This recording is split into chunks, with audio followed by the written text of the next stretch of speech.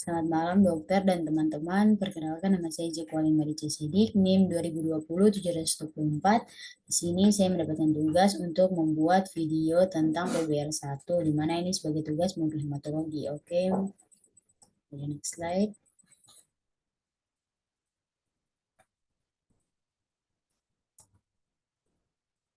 Untuk PBL atau skenario dari PBL 1 ini, mana di sini ada kasusnya Nona R berusia 25 tahun datang ke puskesmas dengan keluhan lemah badan dan pusing sejak 1 bulan yang dirasakan makin lama makin lemah. Penderita mudah lelah jika bekerja. Penderita juga mengeluh badan yang semakin kurus.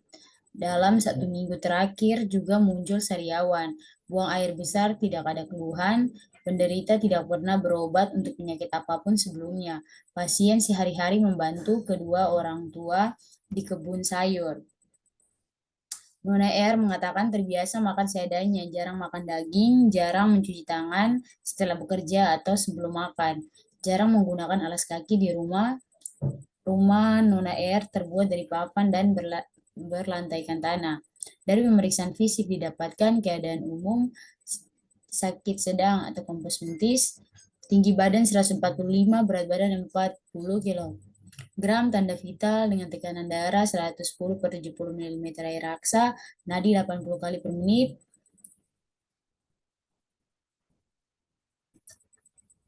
penapasan 20 kali per menit, suhu 36,5 derajat Celcius, status lokalisasi pada mata, konjungtiva palpebra pucat, sklera tidak ikterus, mulut, mukosa mulut pucat, papilida tropis, stomatitis angulari positif, hipertrofi gingiva negatif, jantung, paru, hepar, lien, dan KGB dalam batas normal.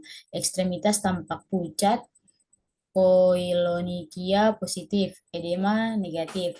Hasil pemeriksaan laboratorium Hb 8,3 gram per desiliter, hematokrit menurun, leukosit meningkat, trombositnya normal, trombosit normal, eritrositnya menurun, MCV menurun.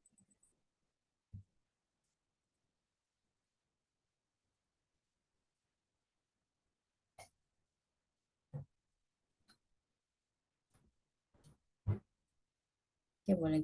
Selanjutnya untuk MCH-nya 25, MCHC-nya 33, retikulositnya 0,1%. Oke, boleh next slide. Ini merupakan kasus skenario PBL 1. Jadi untuk kasus ini hipotesis sementaranya anemia mikroskopik hipokrom. Anemia mikrositik hipokrom. Jadi anemia sendiri untuk definisinya anemia merupakan sebuah kondisi di mana tubuh kita mengalami kekurangan sel darah merah. Sedangkan untuk anemia mikrositik merupakan sebuah kondisi anemia atau kekurangan darah yang ditandai dengan kecilnya ukuran sel darah merah yang beredar di dalam pembuluh darah. Untuk etiologi dari anemia mikrositik hipokrom sendiri, anemia ini dapat disebabkan oleh satu, gangguan pembentukan eritrosit, di mana gangguan pembentukan eritrosit ini terjadi apabila terdapat defisiensi substansi tertentu seperti mineral, besi, tembaga, vitamin, di mana vitamin B, asam folat, asam amino, serta gangguan pada sumsum tulang. Yang kedua, terjadi perdarahan, baik perdarahan akut maupun kronis yang mengakibatkan terjadinya penurunan total sel darah merah dalam sirkulasi, misalnya perdarahan akut pada pasien kecelakaan dan lain-lain. Kemudian yang ketiga ada hemolisis. Hemolisis adalah proses penghancuran eritrosit di mana terjadi gangguan hemolisis. Oke, boleh next slide. Oh iya, baik. Untuk anemia mikrositik sendiri ini itu terjadi karena berkurangnya simpanan besi yang menghentikan produksi rantai hemoglobin dan konsentrasi yang membuat konsentrasinya mulai menurun pada sel darah merah yang baru. Kemudian warna merah pada sel darah merah ini disebabkan oleh Hb. Jadi warna sel darah merah ini warna sel darah merah ini mulai memudar sehingga namanya hipokrom. karena sel darah merah yang diproduksi mengandung jumlah hemoglobin yang sedikit. Jadi anemia mikrositik hipokrom ini merupakan terjadinya defisiensi besi yang disebabkan karena ada gangguan pasokan zat besi dalam makanan karena penurunan kandungan besi. Misalnya terjadi penurunan defisiensi besi yang disebabkan karena gangguan pasokan zat besi, misalnya dari makanan dia punya zat besinya menurun, sehingga dia punya terjadi defisiensi besi. Contohnya pada sariawan, diare dan lain-lain yang membuat kandungan kandungan kandungan simpanan besi itu menurun, sehingga menyebabkan terjadinya anemia mikrositik hipokrom ini. Jadi kalau simpanan zat besi menurun, itu akan membuat produksi dari hemoglobin juga dia punya konsentrasi menurun. Jadi kalau Hb menurun, otomatis warna sel darah merah ini juga mulai memudar karena hemoglobin ini yang membuat sel darah tuh dia berwarna merah. Makanya terjadi anemia mikrositik hipokrom, di mana anemia terjadinya penurunan Hb, mikrositik itu ukuran selnya mengecil, dan hipokrom itu pucat.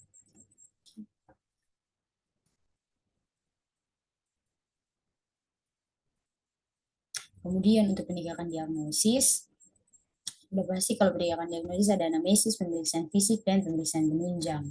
Untuk anamnesis sendiri, di mana Nyonya R 25 tahun dengan keluhan utama lemah badan, pusing sejak 1 bulan yang lalu. Kemudian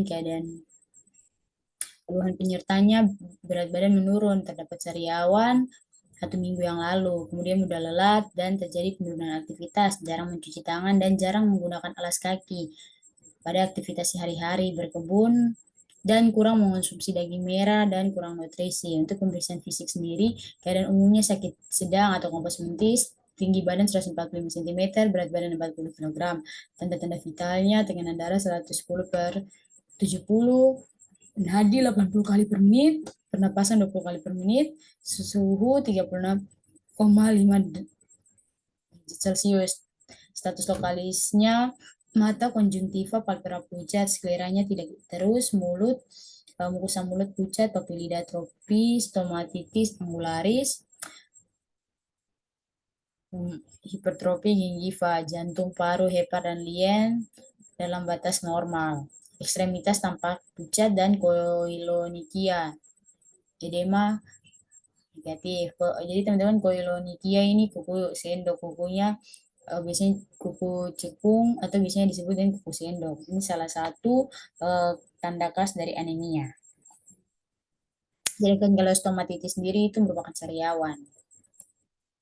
Dari hasil pemeriksaan laboratoriumnya, Hb-nya menurun, hematokrit menurun, leukositnya normal, trombositnya normal, eritrositnya menurun, MCV-nya menurun, MCH-nya menurun, dan MCHC-nya normal. Retikulositnya 0,1%. Untuk penegakan diagnosis, jadi untuk penegakan diagnosis kita wajib melakukan pemeriksaan penunjang. Untuk kasus anemia ini, pemeriksaan penunjang yang bisa kita lakukan itu ada tes darah lengkap, kemudian tes zat besi, dan tes retikulosit. Nah, untuk tes darah lengkap sendiri, tes ini tuh mengukur berbagai jenis sel dalam darah untuk mendeteksi anemia. Kemudian untuk tes zat besi sendiri merupakan mineral yang penting untuk membuat sel darah merah yang akan membawa oksigen ke paru-paru dan ke seluruh tubuh. Adapun beberapa jenis tes zat besi terbagi menjadi TIBC atau Total Iron Binding Capacity dan Ferritin Blood Test. Kemudian yang ketiga, tes hitung retikulosit. Tes retikulosit ini bertujuan untuk mengukur jumlah sel darah merah yang belum matang atau retikulosit di sumsum tulang. Kegunaan utamanya untuk mengukur retikulosit untuk mengetahui apakah sumsum tulang belakang atau bone marrow ini mampu menghasilkan cukup sel darah merah yang sehat atau tidak. Di sini merupakan alur diagnosis. Jadi ketika pasien datang dengan tanda-tanda dan gejala seperti pada anamnesis, oh dari tanda-tanda gejalanya lemah, lesu, letih, itu berarti oh tanda-tanda anemia. Kemudian kita melakukan pemeriksaan hapusan darah tepi dengan indeks eritrosit di mana untuk ini apa perhitungan MCV-nya, MCH dan MCHC. Nah, dari hapusan darah tepi ini kita bisa melihat ukuran morfologinya. Misalnya kalau dia punya eritrositnya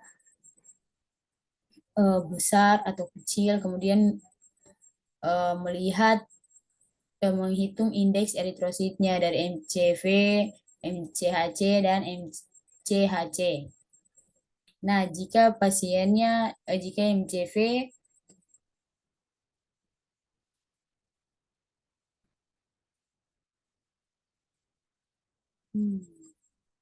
nah, jika anemia hipokromik mikrositik itu MCV-nya menurun. Sedangkan kalau untuk anemia normokromik normositer itu dia punya MCV-nya normal. MCV-nya normal, MCH-nya normal, MCHC-nya normal. Nah, untuk anemia makrositernya itu MCH-nya meningkat.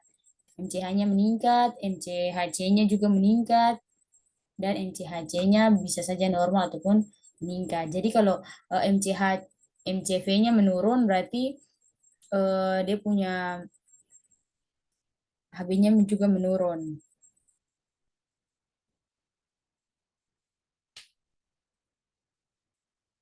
Menurun. Oke. Jadi jika MCV-nya menurun itu merupakan anemia hipokromik mikrositer. Kemudian kalau MCV-nya normal, MCHC-nya normal, itu dia anemia normokromik normositer. Kalau dia terjadi peningkatan MCV, MCH, dan MCHC, berarti itu anemia makrositer. Nah, jika dari pemeriksaan ini, pada kasus itu kan dia punya MCV-nya menurun.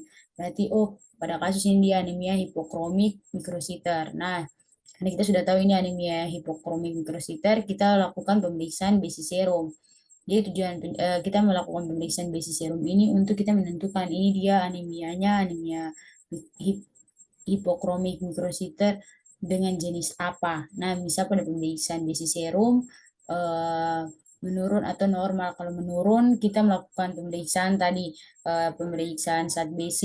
Itu ada tadi pemeriksaan TBC, itu bisa lihat sebelahnya. Ini total iron binding capacity dan ferritin blood test itu masuk pada tes admisi. Nah, jika bisi serumnya menurun, lakukan kita tes lagi. Oh, pada pemeriksaannya kalau TBC-nya meningkat, berarti ferritininnya menurun, berarti terjadi permasalahannya gangguannya pada besi sumsum tulang belakangnya itu di negatif, berarti tidak terjadi permasalahan. Jika TBC-nya naik dan ferritinnya turun, berarti jika tidak terjadi permasalahan pada tempat produksinya atau pada bone marrow berarti ini anemia defisiensi besi.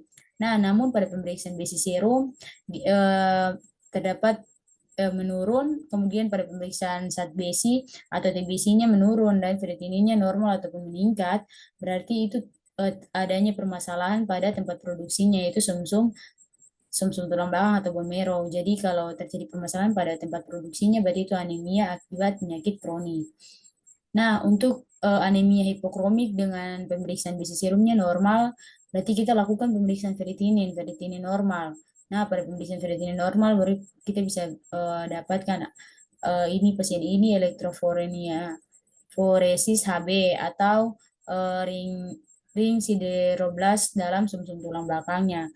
Nah, jika dia elektroforesis HB, kita periksa HbA dan HbV. Kalau HbA2-nya meningkat, HbV-nya meningkat, berarti pasien ini talasemia beta. Namun kalau pada pemeriksaan ferritin normalnya didapatkan ring sideroblast dalam sumsum tulang, berarti pasien ini anemia sideroblastik. Itu untuk alur diagnosisnya. Selanjutnya, ini merupakan klasifikasi morfologi yang didasarkan pada ukuran dan kandungan hemoglobin seperti yang tadi sudah dijelaskan. Kalau MCV-nya menurun, berarti eh,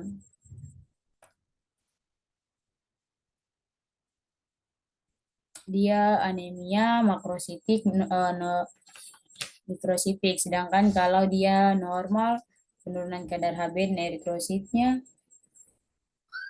eritro, kalau MCV-nya normal berarti dia anemia normositik. Kalau MCV-nya menurun berarti dia mikrositik. Kalau MCV-nya meningkat berarti makrositik. Nah, untuk anemia makrositik ini untuk keterangannya bentuk eritrositnya berdasarkan konsentrasi Hb yang normal. Ini jenis anemianya, teman-teman bisa baca saja. Kemudian untuk anemia mikrositik hipokrom, kita lebih fokus ke anemia mikrositik hipokrom karena itu kasus kita.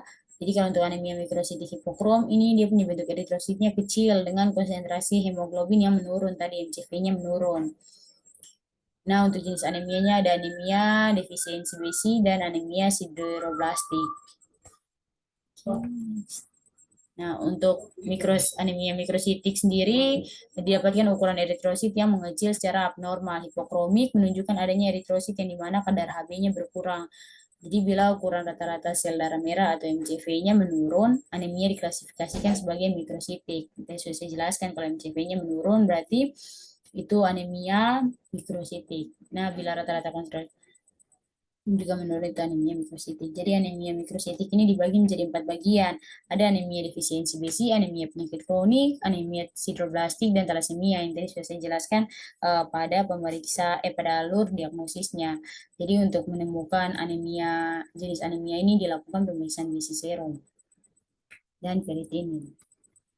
Jadi untuk komplikasi dari anemia mikrositik hipokrom sendiri itu misalnya ada kesulitan saat melakukan aktivitas ya karena dia anemia, di penurunan Hb jadi pasti pusing, lemas, titik lesu dan lain-lain. Kemudian ada masalah pada jantung. Kemudian yang ketiga ada gangguan pada paru-paru, rentan terkena infeksi, kemudian komplikasi pada kehamilan dan juga bisa terjadi kematian. Untuk tata laksana farmakologi anemia mikrositik hipokrom, di sini untuk anemia defisiensi besi ada terapi kasual. Terapi kasual ini berarti terapi yang tergantung pada penyebabnya. Misalnya pengobatan pada cacing tambang itu diberikan mifedansol ataupun bisa albedansol. Kemudian untuk pemberian preparat besi, yang pertama ada untuk pemberian preparat besi ini ada terapi oral dan parental. Kalau untuk oral bisa diberikan ferrosus sulfat. Itu dianjurkan dosisnya 3 kali 200 mg. Kemudian untuk terapi besi parenteral sendiri itu bertujuan untuk mengembalikan kadar hemoglobin dan mengisi besi sebesar 500 hingga 1000 mg. Untuk dosis kebutuhan besi sendiri miligram itu untuk membuat dosisnya sendiri 15 per kurang HB sekarang, HB pasien, kemudian dikali berat badan, dikali 2,4 tambah 500 bagi 100 mg. Jadi besi parenteral ini dapat diberikan secara intramuskular atau intravena. Preparat yang tersedia ada iron dextran kompleks mengandung 50 mg besi per mililiter. Untuk pemberian preparat ada pengobatan lainnya. Di sini bisa diberikan vitamin C. Vitamin C bisa diberikan 3 kali 100 mg per hari untuk meningkatkan absorpsi besi. Kemudian lakukan transfusi darah. Jadi transfusi darah ini indikasi pemberian transfusi darah pada anemia defisiensi besi adalah adanya penyakit jantung anemik dengan ancaman bahaya jantung, anemia yang sangat simptomatik, misalnya anemia dengan gejala pusing yang sangat menyolok. Pasien memerlukan peningkatan kadar hemoglobin yang cepat seperti pada kehamilan trimester akhir atau preoperasi. Baik, terima kasih. Mungkin hanya itu yang bisa saya jelaskan dari video PBL 1. Terima kasih.